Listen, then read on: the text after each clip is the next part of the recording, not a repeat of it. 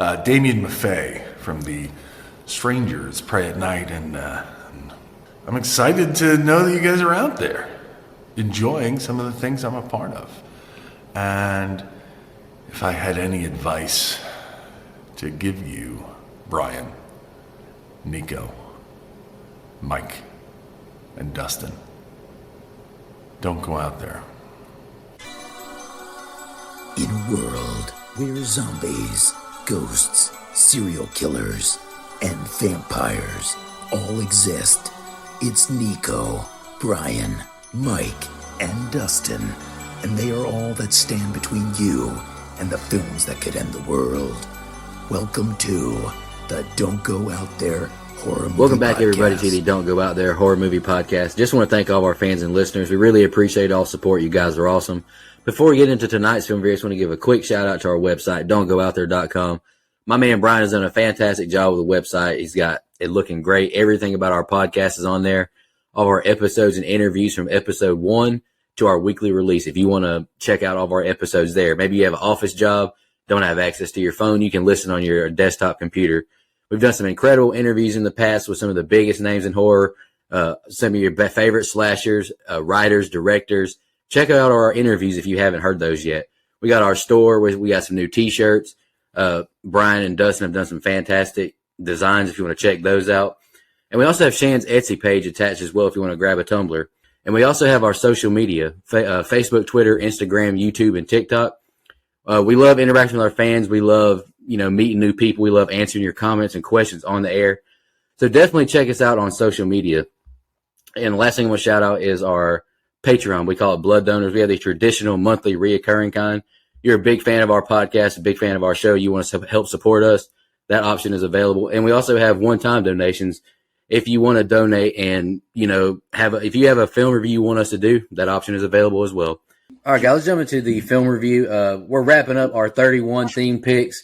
This is my pick, and I'm excited to talk about it. Mike has kind of coined the phrase discussion episode, and to Brian's dismay, but I really enjoy our discussion episodes. I love discussing horror movies with some of my best friends. It's a really good time. And we've gotten a lot of good feedback, from our fans from these kind of episodes. But my choice is 2018's The Strangers Pray at Night. I don't hate this movie. I don't hate it. Do I love it like the first Strangers? Absolutely not. It's got some good things. It's got some bad things. And I'll touch on that when we do our scene by scene. Brother Mike, he's going to be doing the scene by scene tonight for the first time. I know he's going to do a great job. And I'm looking forward to dissecting this movie with my buddies. But I'll just leave it at that. I'm going to dive more into my thoughts. I don't hate the movie, but I definitely don't love it like the first one either. It's got a lot of things I don't like about it, with just like the tonal shifts and all that. Brian, do you want to go ahead and go next with your thoughts? Yeah, the discussion episode thing, by the way, it just gives me PTSD because it's always coined whenever it's terrible fucking movies on the way. And so he tries to preface that with, it'll be a good discussion episode. That's why it gives me PTSD every time. But as far as this one goes, I've never seen this. In fact, I never saw the first one until we reviewed it. Don'tgoouthere.com. There's just something about that movie that really stuck with me. It was unhinged. It just had this creepiness, maybe because of the way that it was shot, but definitely had something that I don't think this one did. And I kind of likened it to Don't Breathe 2, where I never saw this, but I knew that it wasn't well received nor liked. So I wasn't really moved to watch it. So, I'm kind of with Nico. Was it terrible? Not the first half. I really enjoyed the first half of this movie. This just feels completely different from the first one. Like there's no connection besides villains that don't even seem the same. The main characters are stupider. It was to me like a Wish.com version of Strangers where, that one did something unique. And this one seems like it totally ignored that and just kind of made another paint by numbers horror flick, which again, isn't always a bad thing. And I'm not this diehard fan of the first one, but I did give it an 8 because I really thought it was a well done movie, and then we get this as the follow up. And it wasn't the performances. I thought those were top tier. And here's the thing. Honestly, had they just called this Pray at Night and not had the killers dress up the same and not tried to capitalize on the name of the first one, you have a little slasher that isn't completely terrible to me. but they didn't. So I didn't care for the stylistic change really at all, or much of the second or third act at all. Director Johannes Roberts was quoted as saying that he admittedly didn't like slasher or home invasion movies. So, I mean, which knowing that, it actually makes a lot of sense on why this turned out the way it did. But it's just kind of meh on my end. And that really, dips the second half of the movie and mostly the ending as far as I'm concerned. Yeah, so, okay. I love the first one. I don't make any secret about that. I think The First Strangers is really, really good. One of the few movies left in the world that can genuinely get a scare out of me, honestly, because that situation is so terrifying and so realistic, in my opinion. In this movie, you don't get any of that to me. You just kind of get a pretty paint by numbers home invasion slasher, or like a go on vacation slasher, or whatever. Same stylistic choice there. It's not a bad film per se. I liken it to a lot of the, there was an era a couple years ago and even a little bit before that where comedies were following up with sequels way too long after the original. Zoolander comes to mind. That movie's terrible. The second Zoolander, not the first. The second Anchorman, even the most recent Dumb and Dumber, I thought was fine, but it wasn't. I mean, it's really hard to capture lightning in a bottle twice. And so I just think they kind of missed the mark here. Yeah, the villains are good. They were really good in the first one, but I'm not a big fan of switching it up to this setting. Like, if they were going to do a sequel, I would have done like follow up right after the events of that night, at least. Give me some kind of chronological thing. But I don't know. I just didn't get the same feeling and same vibes I got from the first one. So pretty good. Just not something I ever feel the need to go back and rewatch for any reason other than to do it on this show. After hearing you three talk about it, I thought that we were going to be pretty much in line, but now I'm starting to think I might have the highest score here. And I'm not saying I love the movie at all. I agree with what you all said. The first one is substantially better than this one, but I think it's still a pretty enjoyable movie. I think that they do a good job at portraying the family dynamic, particularly Kinsey and Luke. I think they nail the brother and sister relationship. There's some things that I have issues with as well, and after seeing the first one, you kind of know what to expect on a lot of it, but there's still some, I wouldn't say twists, but the ending still is a little bit unexpected, I guess. I'll get into that when we go to scene by scene. But yeah, I thought it was a pretty okay movie. For the movies that we're going to be ranking on the 31 for 31, it's definitely in the top third for me. So, yeah. Well, it's not close to the bottom. That's I was going to say, it's definitely in the top third for me too. I had never seen this movie until the other day when I did my notes, and I agree. It's not one I'm in a hurry to watch again, but I would watch again. I would think I wouldn't avoid it. I think Brian worded it perfectly. Where if they just called it "Pray at Night," my score would be higher. Truthfully. Yeah. Oh, and it's worth noting too, like the unrated version, there's literally no differences besides some extra blood added to some scenes. So just wanted to thank Prom Night Unrated for setting that premise and watering down unrated cuts of movies after 2008, which is a whole nother fucking rant of mine. So I'll shut up. And not to just argue, but I feel like if you just called it Pray at Night and there was no The Strangers part, I don't even know if I'd go to watch it just because I would think, damn, this kind of feels like The Strangers. And it whiffed. See, but to me, I wouldn't feel that way because I don't think this movie feels like The Strangers. To me, personally. Not the at least you have at least you have a connection like with the characters, the mask, and the concept. I'm not trying to argue or nothing. It's just if it's just another home invasion, it's like, I've seen this before. Yeah, I agree with what you're saying there, Nico, because I think it's double sided. Like by making it The Strangers Pray at Night and it being a sequel, I think it did a lot of what I gripe about, like just a money grab based on the success of the first one. First one's such a good movie. Oh, we got to keep it going. Let's just pump out something. But at the same time, if you write this as a different movie and you take away the strangers aspect, put the bad guys in different masks or different get-ups, then I don't think that people are going to flock to the box offices, which Mike will get into when he does the budget. I don't think this one had nearly the success it did, and I don't think that I would have watched it. This came out the same year as a lot of other big horror movies too. So like, it didn't do near what they thought it would for sure. Anywho, any more opening thoughts before you just let Mike take over with the scene by scene? All right, brother. It's all you. All right. Well, I appreciate this. This will probably be the last time you guys ever let me do this. I'm going to crack open a beer for this here particular thing that you guys have brought upon yourselves. Here we go. I promise I took it very professionally. Movie opens with a song, but cuts it off quickly, and we get a likely bullshit based on true events reminder. We see a truck pull up to the house with all the lights off and a woman laying in her bed. There's a knock that gets louder each time, and this woman is surprisingly calm for being woken up at this hour of the night. These assholes have left their music on in the truck, likely killing the battery. The woman says, "What are you doing in my house?"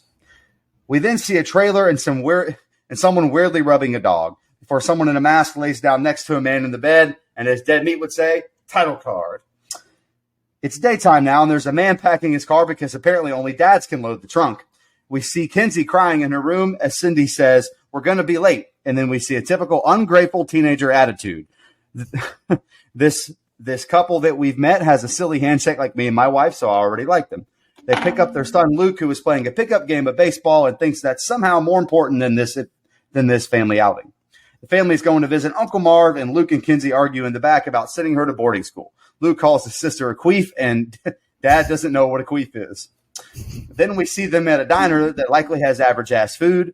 Mom and daughter have a moment over a Marlboro Red about kicking her out, and Kinsey thinks her parents don't want her there anymore. They get to Uncle Marv's late at night, and it looks like no one is there. Cindy goes into the office at the trailer park, and again, no one is there. She grabs the key after reading the note left from Uncle Marv saying to make themselves at home. That's the first set of scenes. Brian? Okay, yeah. So let me start off with the opening title music. And hey, just a little fun fact. According to IMDb, this movie had a ton of references to John Carpenter movies all throughout. You know, this being one of them, as the main title music is eerily similar to the OG Fog, which coincidentally we're going to be reviewing in a few weeks. Thanks to blood donor Christina Tower for that one. The soundtrack I dig big time throughout.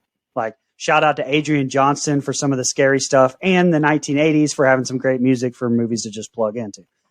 So I actually really enjoy the first act of this movie. It pulled me in, you know, with the old folks in the trailer. One thing I noticed, and, you know, there's a lot of these kind of little like things throughout that really bother the hell out of me. It's like there was no attention to detail. But like when the strangers pull up, they're blaring the radio. They're shown shutting off the car and the music, but then it shows the old lady open the window and the music's back on. Like, it's just little stuff throughout. Like, also the truck switching between a 1972 Ford F-Series and a 1973 throughout the film with different body styles. Little details. But right off the bat, I love Christina Hendricks. Part of that may be because I love Bryce Dallas Howard, and they literally look like the same exact person to me. But regardless, Hendricks is great. Her and Martin Henderson, who, you know, we've covered in X and The Ring, make another return to the show, but those two have great chemistry. And for a believable relationship like we got from Kristen and James in the first one, in my opinion, this is the first thing I've seen of Bailey Madison's, though, who plays Kinsey, but she's fine for at least this section of the movie. But again, it's not her performance for me later on. It's the writing. You know, I love the family dynamic, and yeah, great opening set of scenes. I enjoyed it. You know, maybe could have seen the old people kills, but otherwise I'm in for it so far. All right, starting things off, the opening song and upbeat EDM tune, it didn't really put me in a stranger's mood, but the street shot of the light and this truck pulling into the driveway does. You know, just seeing that truck, it brings back so much nostalgia from the first movie. You know, I'm a big fan of the first one. If I'm Aunt Cheryl, I'm terrified seeing that truck in the driveway, and I'm really, really shitting myself seeing this unknown woman in my home. Uncle Marv must be in the deepest REM sleep possible, not hearing anything or waking up. Be a man. Jesus Christ. You're supposed to go check the noise out in the house, not your wife. Nitpicking here, but I'm not a fan of the title card font and the adjacent score. Oh, well. Martin Henderson, my guy. We brought up Ethan Hawke not surviving horror movies a few weeks ago, but my man Martin does not fare well either. The Ring, this movie, and X, they were not kind to him. He took some brutal deaths in these movies. Mike, like Brian mentioned, Mike and Cindy seem like a fun couple and parents. Them having a handshake is dope, just like Mike mentioned. I thought that was really cool. Luke, he's already annoying. He's 17, 19 years old. and whining they started a new baseball game like he's 8. Grow the fuck up, man. We have a weird family dynamic, and it's hilarious. Dad Mike doesn't know what a queef is. I thought that was really funny. More awkward tension at the diner until Cindy and Kinsey have a heart-to-heart talk. This seems like a genuine situation between a mother and daughter, and I appreciated it. The Gatlin Lake sign and bridge is really cool, and the atmosphere of this trailer park I dig a lot. You really feel isolated out here. And I wrote, come on, Mike, be a man. You go into that office and get the keys. Don't have your wife do that. What are you doing? I thought the note with the instructions on it for Cindy, I thought the font and how it was written was kind of creepy. I think this is a nice open. I'm invested in the movie, especially because I'm a fan of Martin Henderson. I think he's a great actor, and he's been good in all 3 movies we've done. So yeah, I love the open to a dark, quiet, isolated street, and then the text based on a true story in the lower corner. It just feels so right for a horror movie. Thought that was phenomenal. That dog ain't worth a shit, man. My dog would have jumped out of bed with her barking her head off if someone knocks on my door in the middle of the night. What the fuck kind of dog is this? And what kind of? Well, I'll get into that. I love the creepy shot of the person standing in the kitchen in the shadows after she looks out the window, and then of the woman and the girl in the mask laying in the bed beside the old man or behind the old man. But what kind of man just sleeps through that? Unless their old lady go and check who's at the door in the middle of the night. You said it, Nico. What the fuck are you doing, dude? Be a man. Luke being upset that he's got to stop his baseball game. No, I side with Luke. He's definitely old enough to stay by himself for a weekend. But I'm glad he didn't, because calling his sister a queef, that's a top-notch insult. And it was hilarious that the dad didn't know what it was. I think it's a very efficient way of giving us presenting the family dynamic and introducing this family, what they're going through. And you don't have to dive into really a backstory. They sprinkle parts here and there. And I think it's very efficient, well done. Yeah, this is a solid open. Agreed. Cindy, who I believe has an annoying voice, tells Mike that they're staying in room number 47. There's a long tracking shot of them driving off with ominous music as they pull up to their double wide. They turn the lights on, and it's like 1977 on the inside. There's also leftover Chinese food in the fridge, and Mike wants to eat old-ass beef and broccoli, and apparently he wants to eat Cindy as well. There's a knock on the door, and Cindy says it's a girl. The girl asks, is Tamara home? And they tell her they have the wrong trailer. Mom and Dad want to play cars, but the kids aren't having it, which I wanted to pause here and say, play cars with your parents when they ask. You only get so many of those moments. Anyway, Mike starts giving a talk to Kinsey about how hard it is being her parent, and she storms out saying she needs some air. Cindy sends Luke to go talk to her, taking a moment to tell Cindy to call me sometime. So I throw that out there. Luke is looking for Kinsey in the dark fog. He finds her continuing her bad habit of smoking, and Luke attempts to have a brother-sister moment with her. He tells her to get over it and that she's being dramatic. He's right. And tells her that boarding school could be a fresh start. He flicks her cigarette away, and Kinsey leaves. Mike asks Cindy if they're going to do the right thing, and they agree that if they're doing the right thing, and they agree that shipping that brat off to boarding school, that's a Parent Trap reference, is the best for all involved. They'll have the house to themselves now, and they can play the no pants dance on the couch, a place where guests come to sit, you freaks, and they share an intimate moment, and then there's a knock on the door. Again, the girl asks, is Tamara home? Mike asks if she's lost, and this is starting to get more annoying for him than it is creepy. Cindy wants to know where the kids are off to, and now they've wandered off. Cindy is rightfully weirded out by the annoying girl and wants to go look for the kids. More brother-sister bonding as they throw rocks at shit and talk about their aunt and uncle having sex. They see a trailer with the door hanging open, and they do the whitest person thing possible by walking inside. We get a fake-out scare from Kinsey, and then they find someone's liquor that isn't theirs and decide to drink. They hear a loud noise and start walking towards it. And they start asking if someone is there. They hear a whiny dog, and then it's another fake-out scare. That's all I have. So can we talk about how weird it is to have trailers as a vacation getaway like this? Is this a thing? Like, I mean, I've only seen cabins in a situation like this. Do they really have trailer park camp things like this that people vacation at? Never been to to go on vacation. Yeah, me too, buddy. Mr. Alaska over here. Jesus, man. That fuck wasn't off. vacation. Kiss my ass. Anyway, I love all the family stuff we get in this set of scenes too. I mean, the shit is so well written and realistic. Look, I promise you, teenagers suck. You know that old meme that has the OG slasher sitting at a table and then said like it has that sign that says those teenagers deserved it. Changed my mind. Yeah, that shit is true. I didn't bring up Lewis Pullman as Luke, Bill Pullman's son, by the way, if you didn't know that. he and Kinsey have a pretty realistic relationship, and they do a good job with it. Pullman, though, looks like he's 30 and not a teenager like he's supposed to be playing. I know that's a movie trope, but it's drastic and kind of jarring when it's put up next to Bailey Madison's Kinsey again. Anyway, and Pullman, I looked it up, was born in 93, so he was 25 when he shot this movie. Sadly for him, he doesn't have that baby face to pull off 17, but just my opinion. Some pretty good shots here from Johannes, though, I think. When Dollface comes up the second time and, walks off, there's a great tracking shot of her in the dark that stood out to me. Nice little line here about Kinsey talking about how she could barely pick up a bat when she was little. That's a good attempt at, what will be a callback during the finale if you haven't already turned the movie off by that anyway. Another great group of scenes here to me. Movie is well above a 9 right now for me as a score. Great tension in the trailer till the kids find the dog. Great atmosphere. Movie is fantastic to me, in my opinion, right now. All right, I think the smiley face on the mailbox is a nice touch. I thought it was really creepy. I kind of feel like this family is throwing shade at this trailer, but in this 2023 economy, that's a $300,000 trailer, It's like, hey, man, y'all need to stop hating. Mike, my guy Martin Henderson, he's horny right off rip. He wants to be Tyrell from I Still Know He Did Last Summer so bad. Is Tamara home? I don't love it. It doesn't hit the same as the first movie. The voice isn't as menacing, and the tension, I feel like, wasn't built up yet enough for that line. Another good parent scene with Mike consoling Kinsey. It seems genuine up until they send her brother after her. Based off what we've seen in the movie, they seem to not have the best sibling relationship so far. I agree with Luke. Kinsey's being dramatic in this sequence. Luke does give her some good brotherly advice, though, which I appreciated.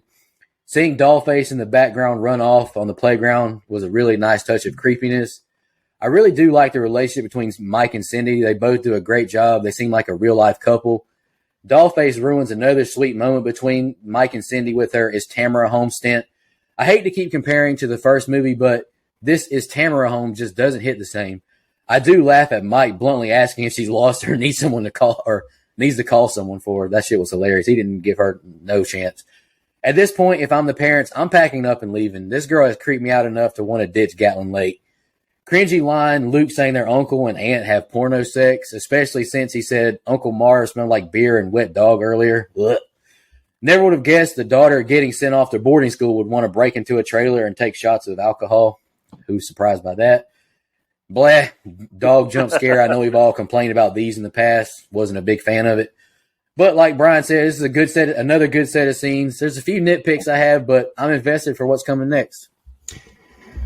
So I love the atmosphere here. It's abandoned, dark, creepy. It's perfect for this kind of movie. The knocking is unsettling here because it's the same knocking pattern we heard in the open. It's very familiar for this franchise. And the girl in the shadow, yeah, we know what that is. So it's very tense. I like that. Big time dad move, going over to Kinsey on the couch and putting his arm around her when she clearly didn't want him to do that. And like that's one of those things I just think they nailed perfectly. The daughter seems like she's going to be like, okay, I'll come play cards. But she gets up and walks outside instead.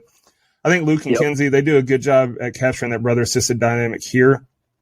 When he's talking to her, trying to go find her when she's smoking, and they have that little heart-to-heart.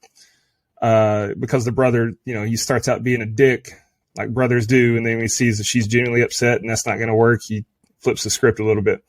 Very creepy after the little talk when we see the little girl see the girl in the mask standing next to the playground and then take off running. I thought that was an awesome shot.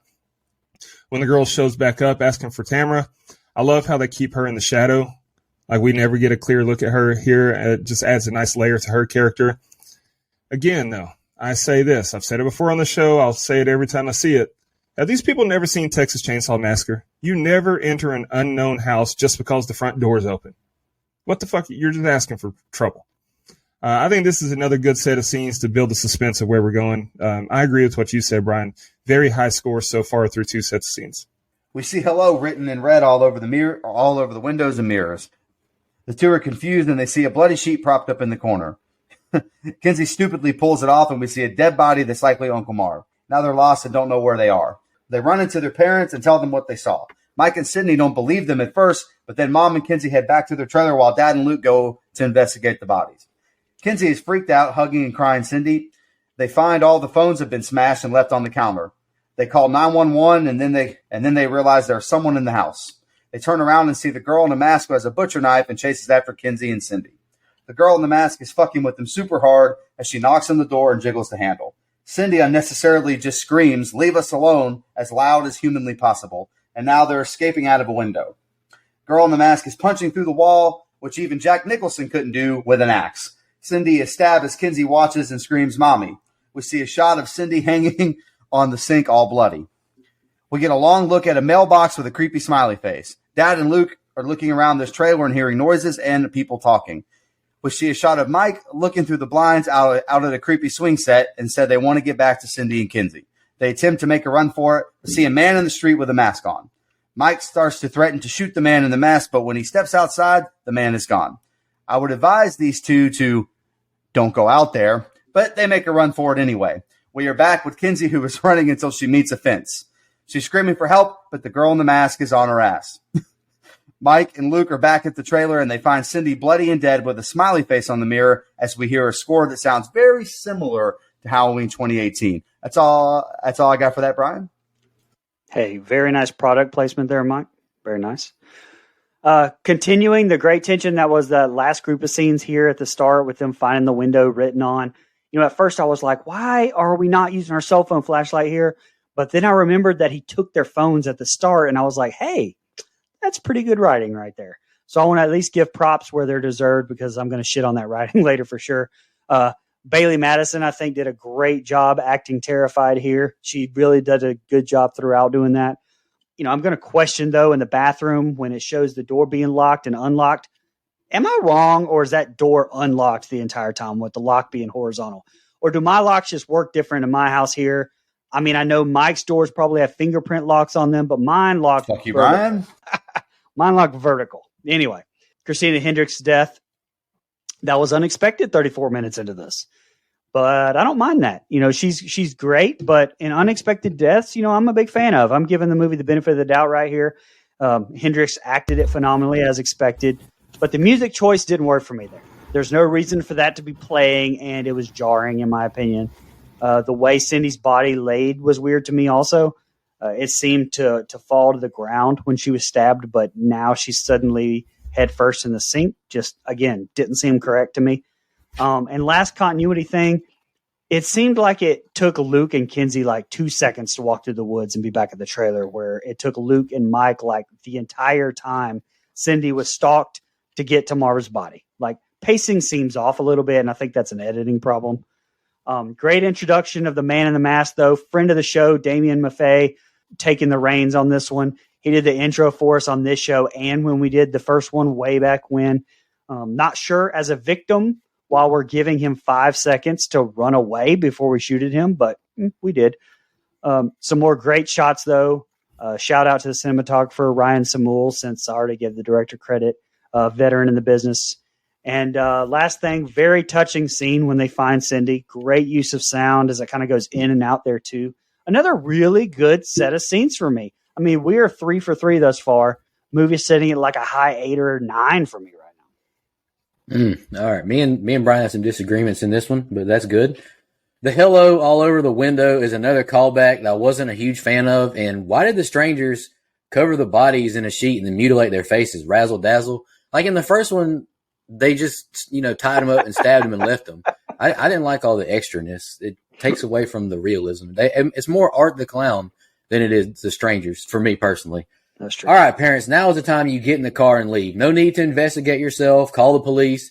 This is where this turns into a basic slasher instead of the horrifying home invasion movie like the first. Cindy being strong for she and her distraught daughter, I really appreciated that. This is terrifying, seeing all the cell phones crushed. Now is when you must get in the van and leave. But oh shit, Dollface is in the house. It's about to go down, in my Kevin Hart voice. Cindy and Kinsey running from Dollface frustrates the hell out of me. There are 2 of you. Yes, she has a knife, but you have numbers on her. Kick the bitch. Punch her. Do something. It's a knife, not a gun. It's not a machete. It's Absolutely. a kitchen knife. You're right. And yeah, Cindy, yelling, leave us alone will work. It always does. How many movies have we watched and that works? And I guess this is where the studio ran out of Christina Hendricks money, because her death scene is horrible.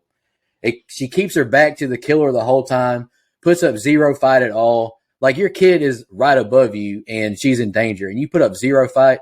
Jesus Christ. This is a terrible way, in my opinion, to kill her off. I know Brian is losing it here with this 10-plus second still shot of the mailbox and streetlight. My man hates a good nature shot.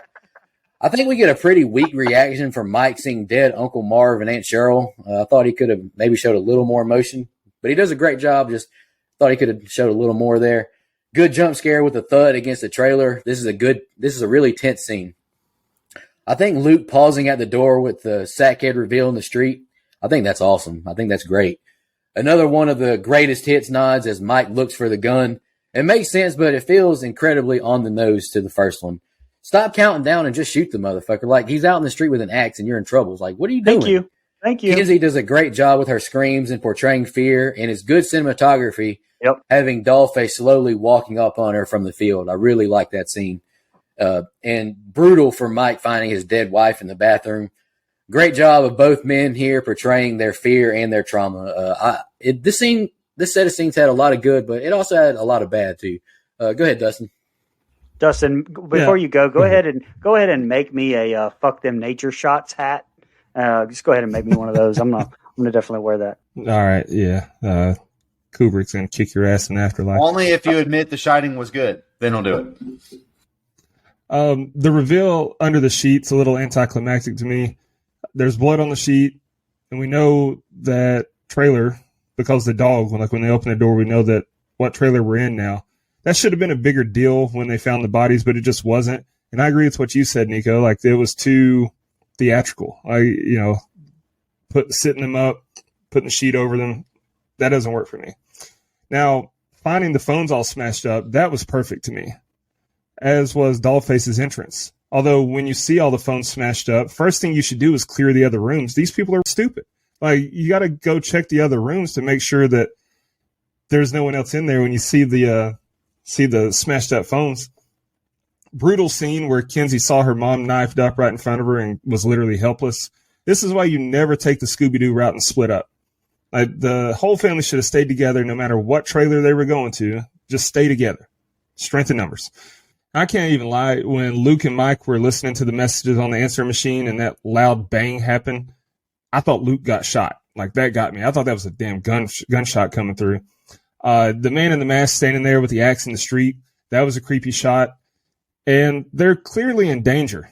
Why the hell did Luke ask, are you really going to shoot them? Shut the hell up, kid. It's us or them. What are you talking about? Are you really going to shoot them? Pussy. When Kinsey gets to the fence and Dollface is stalking her, why the hell does the fence have razor wire at the top? This is a campground or a prison? What the hell? What are we doing? Barbed wire is enough. Razor wire is some tough shit. And then it's absolutely gut-wrenching when Luke and Mike find Cindy's body. I mean, I couldn't imagine that. Just walking in and seeing your wife/mother. That made it sound like the wife was the mother to the same person. Your wife or your mother, all bloodied up and draped over the sink. Yeah. And I get what you were saying about it didn't make sense because it looked like she just slumped down. Now she's laid over the sink. I took that as they were trying to make it, a big presentation like they did the aunt and uncle under the sheet. I mean, they moved those bodies, so why not move hers and prop her up? But if they really wanted to be funny, they should have made it look like she was taking a shit, put her on the toilet with her pants down, all bloodied up. That would have been funny. But this is still a strong set of scenes. I'm still in to this point. All right, man. God almighty. All right, I'll try to collect myself. Mike and Luke have smartly stopped running around on foot, and now they are on the run in the car. They are hit by something as the mirror breaks, and they crash the car. Kinsey is running aimlessly yet again and hears the music in the truck and stupidly walks to the truck. The truck turns its lights on and they start chasing after her. They find her in a pipe, and a new masked person appears and saying, "But we've just started." I believe Kinsey actually said, "Please stop," or whatever. She said, "Sorry, I just kind of left that out. That's my fault there." Mike and Luke wake up in the car, and Luke is trying to pull glass out of Mike. Dad tells Luke to leave the car and go find his sister, which is basically a suicide mission. Dad is stuck there as we see a man off in the distance behind them. The man gets in the car now, and Mike is laughing for some fucking reason as he begs for his life, and the man turns on the music. Mike asks why he's doing this and begs him to stop and to let his family go. The man holds up the knife to Mike and slowly stabs him as Mike bleeds out. Masked man looks at the knife calmly and shuts the music off. We're back to the masked people driving around and chasing Kinsey on foot while Luke is still looking for her. Kinsey runs into a trailer and starts to hear noises again. She says hello and once again stupidly walks towards it, and then she opens the Jack in the Box. Okay, so halfway point of the movie is right here, and this is pretty much exactly where it kind of starts going downhill for me a little bit. It starts right here at the start of this, where thanks to a nice pause from Dead Meat James, you can see that the man in the mask threw whatever it was at the car, and then suddenly back in the truck 2 seconds later with Kinsey. Yeah. You know, that's easily fixed by just having someone else throw the damn thing. But, you know, hey, what do I know? But my biggest thing is they weren't driving fast enough to lose control and wreck 50 yards off the fucking road. I mean, come on with that. Like, they were looking for Kinsey, not fucking drag racing. I mean, it's ridiculous. Then we get Kinsey running from the man in the mask, hiding in the tube, and Dollface just happens to be in the same fucking tube. Like, when the headlights were shining on, like, the tube inside, it looked like she was up against the back of it anyway. I didn't even think there was any more room in there. But so I don't know, just that whole thing. Get the fuck out of here with that. Then the man in the mask is now back suddenly with Luke and Mike. Now that's stupid as fuck, but that's a very touching scene with Martin Henderson and Lewis Pullman. They did a fantastic job, I think, acting right there. Very touching. And again, had you not had such a good family chemistry at the start of this movie, that maybe doesn't work as well right there, but it did. Again, not sure why we have to have such weird music choice playing with his death, but it was on the radio, so I'll allow it. I thought this was a very good death scene. But now we're suddenly teleported back into the truck with the man in the mask driving, looking for Kinsey. I mean, it was just dumbass editing is what it was. And whoever was editing it didn't realize that the man in the mask is fucking jumping around everywhere. And Kinsey just so happens to run into the fucking trailer where there's a fucking Jack in the Box all set up for her, like they knew she would run into this goddamn trailer. Like, what the fuck ever. Anyway, that's all I have. I don't have a lot on this set of scenes either, but I kind of said a lot of the same you said, Brian. Starting off, I hate the score playing along with every scene. It gets on my nerves. And I wrote, all right, Mike, this center block would have scared me too, but damn, bro, you weren't going 80 miles an hour. You couldn't get in control of the wheel? Be a man. Jesus Christ. And I wrote, I hate to reiterate dead meat here, but how, like you said, Brian, how does Sackhead get from throwing that cinder block at the windshield to being in the truck that fast? Like, just have Dollface drive or something. Like, you can fix that easily. I like pinup girl reveal here, scaring Kinsey. That mask is so freaking creepy. Even though that jump scare is kind of scary. It's spoiled in the trailer if you watch that. But damn, this is tough to see. My guy Martin Henderson pinned in the truck with a wooden beam through his core. It's tough as a viewer knowing he's about to die because he's my favorite actor in the movie. I'm proud of you. Something every boy wants to hear from his dad. Sackhead in the background and then sitting in the truck with Mike is a really good moment. This is the epitome of up shit creek without a paddle. This has to be the worst feeling as a dad, being helpless and knowing your kids are in danger. This is a much better death scene compared to Christina Hendricks. I really like this death scene. Spoiler alert, it's my favorite. Sackhead looking at the ice pick nonchalantly and wiping the blood off so playfully. It's scary how evil and sick some people in this world can be.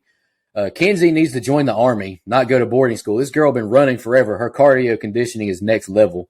And that's all I got, Dustin. Go ahead. Look, I get it. He threw something at your windshield. Yeah, that doesn't mean your damn brakes don't work. What the fuck was that? Like, he just threw something at the windshield. Like, to me, it would have been more efficient if they threw like a spike strip or something. Because then, yeah, you can't really control what's happening. I don't know. That was stupid. Kinsey made back-to-back dumbass decisions here. One, standing there looking at the truck like it could possibly be anything good. And then two, getting in that tunnel in the playground, just remedial. What are you doing? When the man in the mask walks away after seeing Mike in the crash van, it looks like he's going to leave him to just bleed out or something. And then he just walks around and gets in the passenger seat, turns on the radio and stabs him with an ice pick. That's psycho shit there. Like that's crazy. Kinsey just being full of dumbass choices. As soon as I hear that high-pitched noise in the trailer, I'm leaving. I'm not picking up a damn Jack in the Box.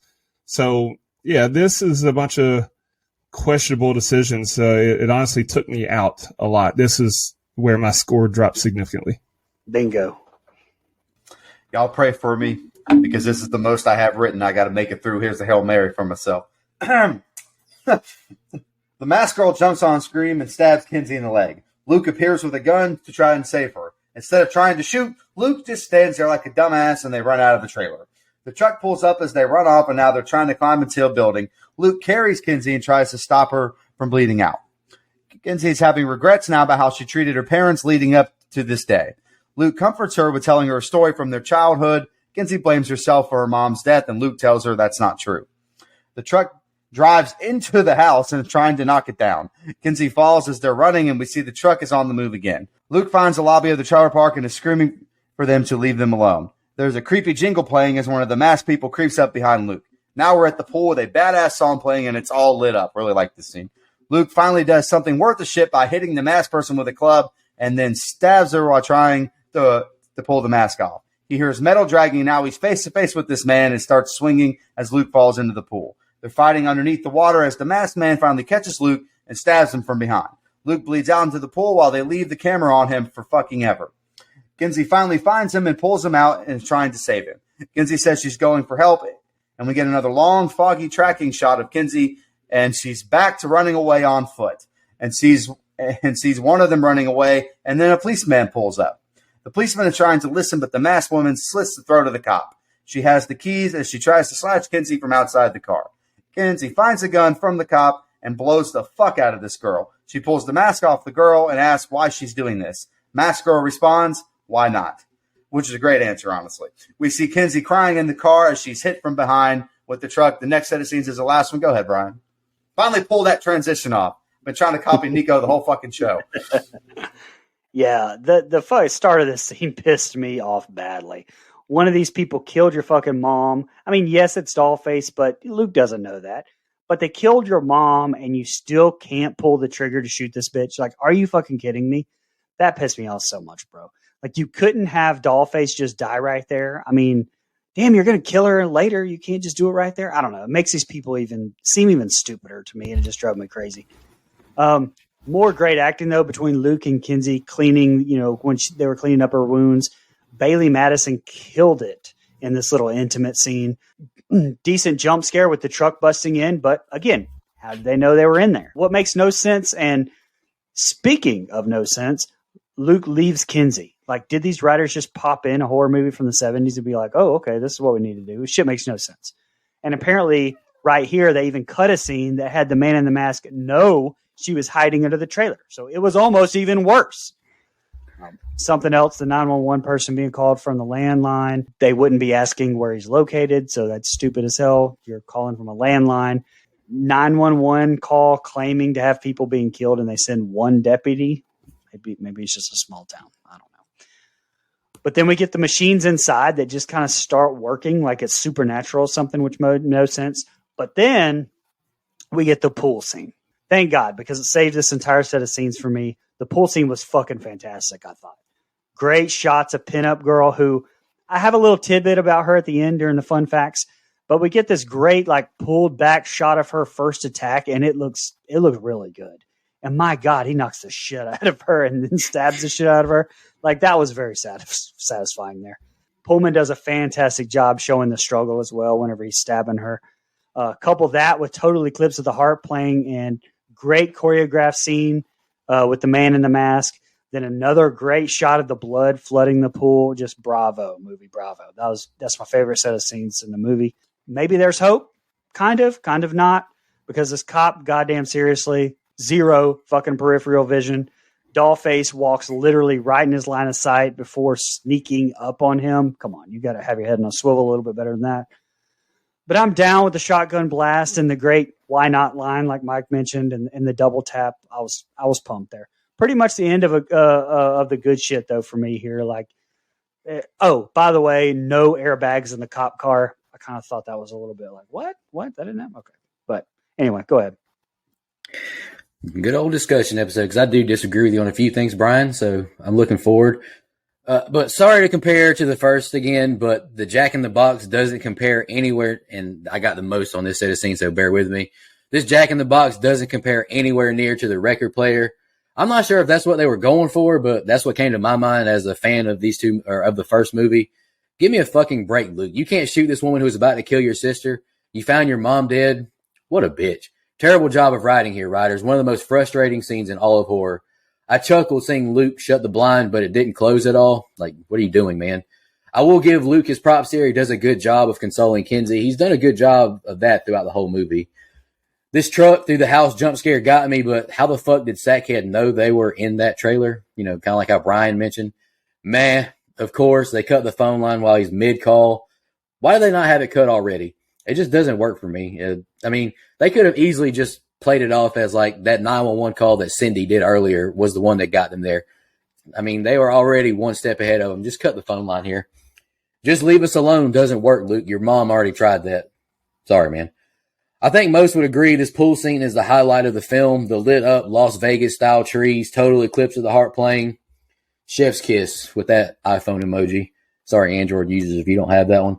Finally, Luke decides to man up molly-whopping pinup girl and stabbing her to death, even though his stabs look pansy as can be. I guess Brian kind of interpreted it as he was hesitating or, you know, just had some troubles doing it. I don't know. I just think he's a bitch and he was a pansy. I love the sound when Sackhead is dragging that axe on the ground. Intense quarrel between the two guys. Sackhead, I bet, is a wood chopper from way back. Shout out to Dustin. He was really swinging that axe. Luke really turns his back to a mass killer with a knife. Jesus H. Christ. Spoiler alert, I wish he would have just died here. He's so annoying and stupid. Crippled Kinsey arrives to help him out of the pool because, of course, this girl couldn't walk a few minutes ago. Now she's helping her brother walk. Is this Marlena from Cloverfield all over again? She just gets stronger as she gets more injured. Listen, who am I to judge here? But Kinsey is crying way too loud as she walks through this field and trailer park. Get it together, sis. As soon as I saw this cop, I knew he was a goner. Cop and Kinsey have a negative 68 rating on Madden and awareness. When did Dollface manage to get the damn keys from this truck? Be serious, movie. Thank you in all caps, Kinsey shooting her. But I got to disagree. The why not line is cringy and is nowhere near as good as the because you were home. The actress under the mask does make a difference, in my opinion. I do appreciate her sinister look up at Kinsey, though, while she's getting shot. I thought that was good. Yet again, I'm telling Kinsey to get it together and leave, but Sackhead rams her in the rear. Some highs, but quite a few lows in this set of scenes. Go ahead, Dustin. Whoa, that was crazy. With the truck. Hey, yo. Right after Kinsey's dumb decision, we get Luke with a dumbass decision. Shoot the bitch. What are you doing? Kinsey's breakdown when Luke is trying to tourniquet her leg was very understandable, though. I think that's very solid acting there by Bailey Madison and Lewis Pullman. Again, they just captured that brother-sister dynamic perfectly to me. Exactly. The truck busting through the wall like the goddamn Kool-Aid man got me. I mean, I knew they weren't going to have forever to just sit there and reminisce about the good old times, but truck through the wall was shocking. I like that. That was cool. If the man that was driving the truck would have went, oh, yeah, I would have lost my mind. Oh, yeah. Hiding under the porch was dumb to me. Like, they have no idea how many bad guys there are and no idea if they were seen doing that. That's too risky. I get she's wounded, but again, stick together. And he left her the gun. Kind of deserved to die with those dumbass choices. When he's out the pool and Total Eclipse of the Heart starts playing, I can't be the only one who immediately thinks of Old School, right? Like, that song belongs to the damn band. I fucking need you now. Anyway. Hell of a swing with the golf club there. Baseball practice paid off for him. He nailed that bitch. Not sure I've ever seen someone look like more of a pussy while stabbing someone, though. He looked pathetic stabbing her. Damn. Damn. Y'all are rough on that man. He's struggling. Be a man. Dude, they killed your mom. They killed your dad. They're trying to kill you and your sister. No. Anyway. Man, bro, he has a fucking axe. Run. Don't gingerly back away. Like I said earlier, Luke deserved to die for being a dumbass. Not sure how Kinsey got to the pool that soon after Luke was stabbed and the man in the mask didn't get her too, but okay. Like, she had to. It looks like there's no exit at that pool, so it looks like she had to come in how he went out. All right. What the hell is it with cops in movies, though, having no awareness? You said it, negative 68 Madden rating. Kinsey should have seen Dollface walk up, too. Like, neither one of them had any awareness of their surroundings. It all happened right in front of her. That was a hell of a shotgun blast to the chest. Big fan of that. She took too much time after that, though. Like, have some urgency. You're going through a lot here. I don't know, man. I mean, there's some stuff that's enjoyable in this set of scenes, but just a lot of stuff that is head scratchers. Again. Yeah, I would like to clarify when I said it was my favorite set of scenes, I meant the pool part. That was my favorite part of fair. anything, but not this entire group, that's for sure. Yeah, I feel you on that. Before you go, Mike, Dustin, I need Luke stabbing pinup girl like Michael Myers did Octavia. Yeah. Octavia, what's her name? Octavia. Fuck. No. From Halloween 2, Yeah. the nurse just Yeah, stabbing the fucking, Yeah. giving it to her. Go ahead, Mike. I'm sorry. Hey, yo. Ooh, that was crazy. Anyway, the truck is ramming Kinsey from all sides now, and she somehow escapes the car on foot and watches on. She sets the cop car and the truck on fire with her lighter and walks away. The man is driving a truck that is fucking on fire. This was almost a positive message for the tobacco companies. Kinsey is somehow limping away from the truck, and now she's crawling on the ground. The masked man gets out of the truck with face burns and falls down to his knees. He removes the glass shards and keels over right in front of her. A truck pulls up, but it looks like she has help. But the masked man is back with an axe. She gets him off the back of the truck, and they drive off with a shot that is very Texas Chainsaw inspired. We are at the hospital now, where Luke is in critical condition, and Kinsey is terrified at any noise. Before we're met with a knock at the door. Go ahead, Brian. Oh, yeah, sure. I was just going to let you go. It was for dramatic effect. It was a pause. Oh, man, this fucking set of scenes. It sucks. First of all, so the cop car won't start after being rear-ended because, of course not. But not only that, Man in the Mask knew it wouldn't because, of course, and was able to take his time getting up to ramming speed. Now, her having an explanation to have a lighter all called back to her smoking, I'm good with that. Like, that's nice writing there. The explosion, that should have been the end of the movie. That's it. Happy ending. Okay, I'm down. You were doing that anyway, so why not? But no, we can't have nice things. Oh, no. We get a stabbed as fuck Kinsey running from the flaming truck down the middle of the goddamn road again, instead of just ducking off the road. Then onto the fucking bridge. Man in the Mask decides to go slow and not run her over because, of course, he doesn't. Why not? He's only burning to fucking death. It is like that meme of the dog and the entire house is on fire and he's sitting there like, everything's fine in here. That's what it reminded me of. And he's still not dead. That's what I liked about the first one, man. The villains were human. The first one felt real. This one had all these people feel almost supernatural. But we're finally done, right? That's got to be it. You know, stupid, but hey, we are finally done. Oh, wait. No, we aren't. We need to rip off another movie with this Texas Chainsaw bullshit ending. How the fuck is this guy still alive? Man, this pissed me off so much. I don't even care about Luke somehow surviving and not bleeding out. But hey, so did Dewey anyway. I know you It didn't. wasn't a bad thing. I was just saying, if Dewey can survive a backstab, this guy can too, man. You're He's Bill comparing- Pullman's son. You're Come on. comparing, He's Bill Dewey. Pullman's son. you're Terrible comparing cop. Fuck him. this little pussy to a former WCW World Heavyweight Champion. So The worst of all time. No. Fuck. Anyway, the ending made this so much damn worse. I mean, but apparently I read there was another ending where Man in the Mask gets her in the hospital. So again, I ask, what the fuck? That's it. Brian, kind of like our group chat, I'm about to echo a lot of things you just said. Is it just me or is Sackhead too playful acting in this movie? I don't know. Pulling up beside Kinsey just didn't work for me, giving her that stare. No way in hell that cop car doesn't flip over on that first hit. I didn't buy that at all. But Kinsey does gain 100 awareness points on her Madden score, noticing the leaking gas and throwing the lighter at it, igniting the two vehicles on fire. And That's I'm repeating exactly what you just said, Brian. So that's the most Madden references we've ever had in one episode. Hey, man, that's what happens. I don't even like Madden. That game sucks. But I'm agreeing 100% with you, Brian. This would have been a fine ending. Kinsey walking away from the inflamed cars, but somehow Sackhead is now an unstoppable killing machine, and this is the most indestructible truck ever. Give me a fucking break. He has a giant glass shard in his core, and this burlap sack has melted to his face, but he's still alive.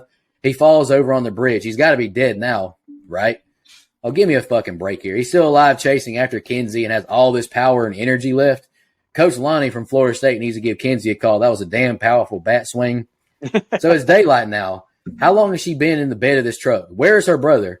Hard for me to believe he didn't bleed out, but what do I know? Could do without this false scare in the ending. These killers are regular people that were psychopaths. Making Sackhead a super killer is it's probably the biggest detriment to the whole movie for me. I thought this ending was pretty bad, and I thought it was way too over the top. Go ahead, Dustin. Yeah, I'm not sure why, after shooting the girl twice, she decided to take a stance against using the shotgun. But Zippo explosion works too. Although she was way too close to that explosion to just be standing there afterwards. Like, that shit would have sent her flying in real life. Watch a Michael Bay movie, for God's sake. Then the truck blew up and is on fire, but he can still drive it.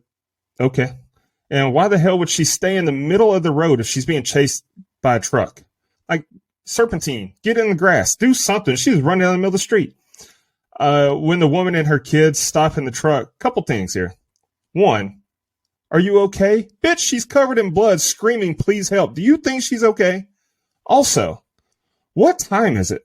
This has to be the wee hours of the morning based on how long they were in that trailer park and the fact that, they presumed that their aunt and uncle was asleep when they got there. Why does that kid have a ball and glove at this hour? Like, he's sitting there like he just got done with baseball practice. What time is this? Did time stand still? What is happening?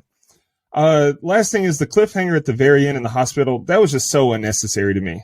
Like, to me, it would have been, she's riding off in the back of the truck. Roll credits. That's all we needed. So, I don't know. All right, guys, any more final thoughts before we jump into our social media comments and questions? Yeah, that ending sucked ass. Anyway. All right, let's jump over to Instagram first. Teammate of the show, Kevin Scanlon, he said, I have my problems with this film, but man, it's entertaining. I love the soundtrack too.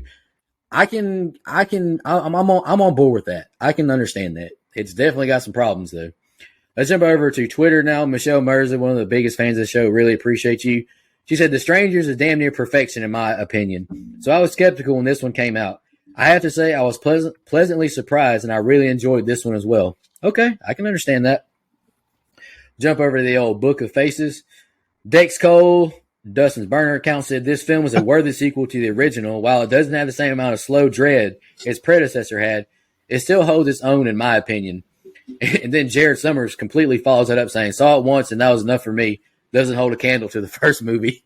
That's all we got for social media. Brian, Dustin, if y'all got any fun facts? Pinup Girl was pretty terrible in this one, and that's not the fact. That was just my opinion. But here's the fact part. The reason for that is she's the only one of the three killers that doesn't ever kill anyone on screen in this film, and apparently was recast in the middle of filming when the original actress, not sure of her name, felt claustrophobic wearing her mask during a knife fight scene.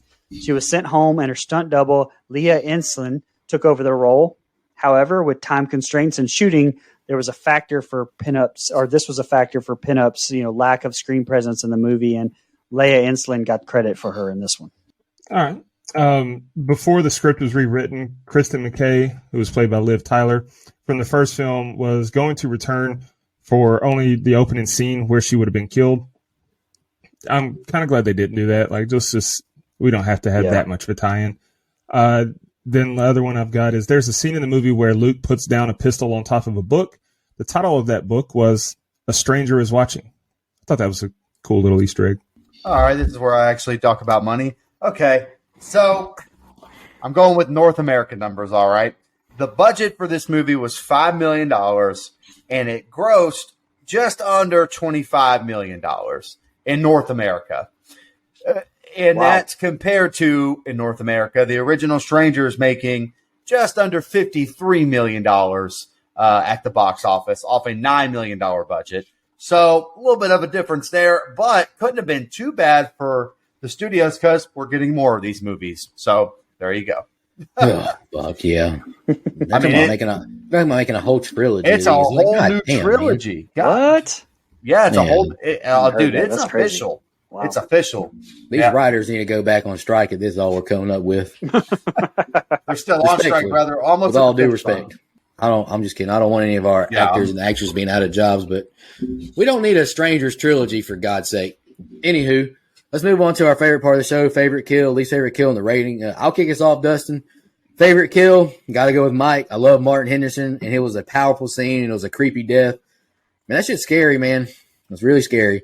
Least favorite kill, to no one's surprise, Cindy. This death is awful. She's one of the two biggest names in the film and puts up zero fight from this oncoming attacker. She's a mother whose kids are in danger. I just don't buy it at all. I feel like any other mom or dad in that situation would turn around. They're going down swinging. They're not just going to look at their kid and get stabbed to death. It didn't work for me at all. They should use more of that $5 million budget and let her have 10 minutes more on screen. Anywho, I'm not one of those people that hate this movie or think it's completely unnecessary. I think it's a solid flick with some powerful scenes and creepy moments. I love the parents, especially Martin Henderson. He gives a great performance. A lot of creepy, spooky shots and a great atmosphere.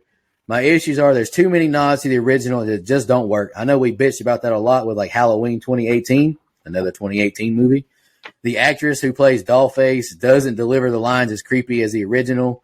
I'm going to bitch a little more, but Christina Hendricks' death scene is terrible and she deserves so much better. Luke is an incredibly annoying character who should have died in the pool. Sackhead being a super killer is my biggest issue, though. Keep the movie grounded and realistic. Anywho, it's an okay movie that's well-paced but doesn't hit anywhere near the same as the original. I wrote down so many different scores, I couldn't settle on it between 6 and 7. I just settled on 6.75. Dustin. I'll go ahead and go then. Favorite kill, probably Mike. I mean, it was just so eerie seeing that sociopath get in the van beside him, then turn on the radio and calmly kill him. I think that just how unnerving it was made it that much better of a kill to me. Least favorite kill is the aunt and uncle. Like, it was, not only was it off screen, I really want to know what they did to get their jaws like that. Like, what the fuck did they do? And also, why prop them up in the bed and put the sheet over him like it's a fucking treasure? Didn't like that. As far as my rating, I mean, it's not as good as the first one, but it still has its good qualities. It just completely falls apart in the second half. I'd watch it again, though. I wouldn't seek it out, but I wouldn't turn it off if it was like scrolling through, nothing else on. Let's watch it. So I gave it a flat 7. Okay. My favorite kill is probably Mike, although there's some contenders. Shout out to honorable mention to the cop getting his throat slashed because just a sucker for the good throat slash. My least favorite kill is Cindy because I really think, just that important of a character. I just wish had a better death scene. I've talked about that in a ton of other movies. So this movie just is a bag of hit and miss, man. It's got some really good stuff. It's a fun slasher movie, a fun home invasion type thriller, I think, but it doesn't capture that same quality that I loved so much about the original. Like, the original is one location for the most part. It's all in the house. Like, it's just really, really good and suspense filled, and you're on the edge of your seat the whole movie. And this is just kind of a change in direction that I wasn't really looking for. Again, I don't think it's unnecessary, and I don't think it's a bad film. I just, if this was the last one we get, that's fine. Now we're getting a trilogy, so I'm a little worried about what the heck we're going to do now because we've kind of, the killers are dead, so I don't know what they're going to do there. Anyway, all that being said, fine little movie. I give this a 6.5. 6.5. Get the fuck out of here. 6.5. That's my new thing too. Love it. My favorite and least favorite kill as well are the same as you guys, Mike and Cindy.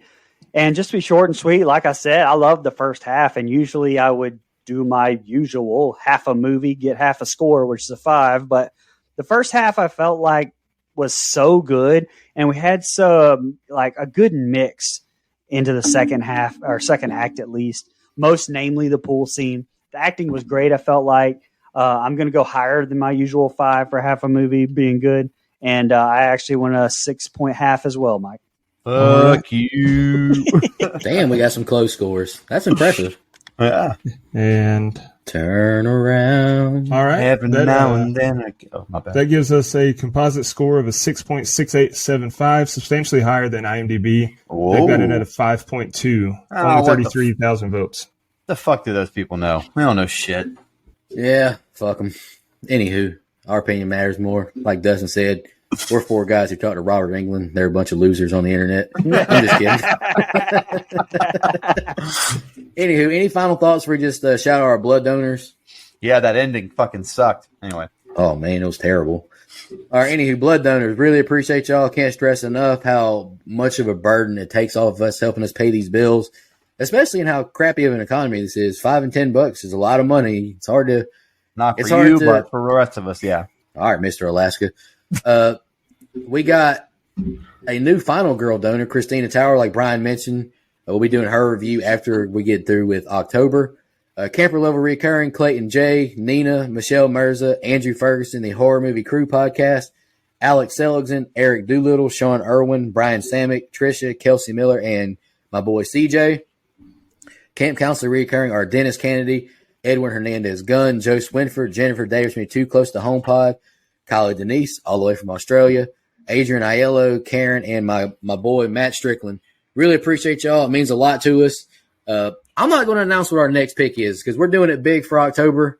Just stay tuned to our social medias. We're going to drop a video of all the movies we're doing next month.